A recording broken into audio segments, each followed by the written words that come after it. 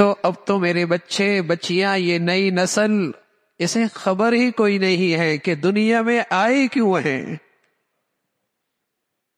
جینے کا مقصد کیا ہے، جینے کی غرض کیا ہے۔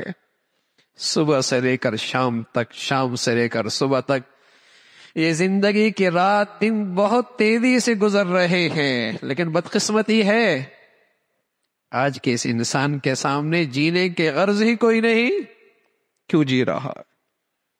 صبح سے لے کر شام، شام سے لے کر صبح تک، کہیں خیال بھی نہیں ہے کہ دنیا میں آیا کیوں تھا، کیوں جی رہا ہوں۔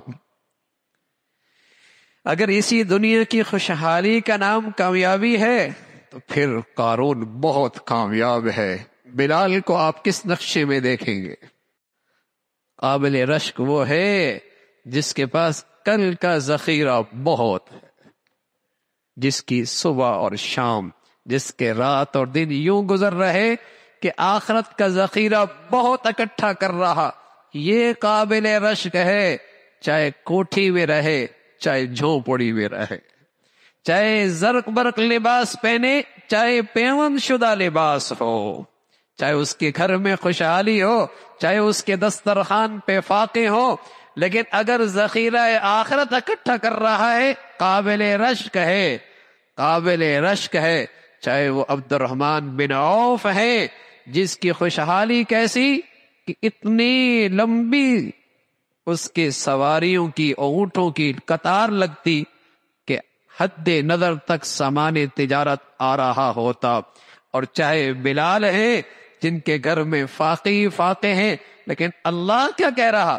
رضی اللہ عنہم ورضوا عنہ، وہ عبد الرحمن جیسے خوشحال سے بھی راضی ہیں، بلال جیسے فقیر سے بھی راضی ہیں، اس لیے کہ ان کے پاس ذخیرہ آخرت خوب ہے۔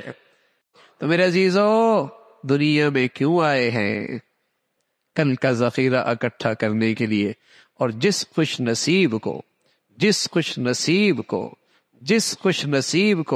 اس دنیا میں یہ چیز نصیب ہو جائے کہ ہر لمحے اور اس کے زندگی کے تمام فیصلوں میں یہ چیز پیش نظر ہو، اس دنیا میں اللہ اسے ایک انعام دیتا ہے، اس دنیا میں اللہ اسے ایک انعام دیتا ہے، اس دنیا میں اللہ اسے ایک انعام دیتا ہے۔ کیا؟ رسول اللہ صلی اللہ علیہ وسلم نے فرمایا، من جعل ہمہ ہم الآخرہ کفاہ اللہ ہم دنیاہ، جو آخرت کو اپنا غم اور فکر بنا لے، اللہ اسے دنیا کے سارے غموں و فکروں سے نجات نصیب فرما دیتا ہے۔ ارے بھائی، یہ دنیا کی جنت ہے، ارے میرے عزیزو، یہ دنیا کی پھر جنت ہے، جسے یہ نصیب ہو جائے اس کی پھر دنیاوی جنت ہے۔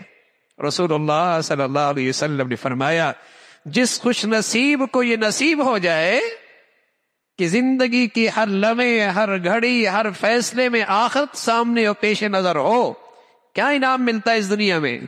اس دنیا میں کیا انعام ملتا ہے؟ من جعل ہمہ ہم الآخرہ کفاہ اللہ ہم دنیاہ، اللہ اسے دنیا کے غموں و فکروں سے نجات نصیب فرما دیتے۔